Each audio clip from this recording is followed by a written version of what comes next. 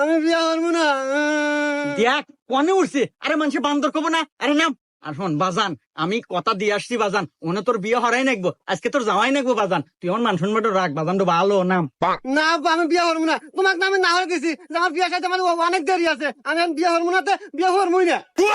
দেখো তো বাপু, এটা সাওয়াল জন্মাছি না চেয়ার জন্মাছি, এত টুক টুক সাওয়াল পাল বিয়ন নাকি পাগল হয়ে থাকে, আর অত বড় বুড়া মধ্যে বিয়ের ভাই গাছে উঠে বসে আছে। আব্বা তুমি যত কথাই কও, আমি বিয়া করবো না মানে বিয়া করবোই না। আরে বাজান তুই বুঝ, এ বাজান নাকি তোর কোনো গোপন সমস্যা আছে?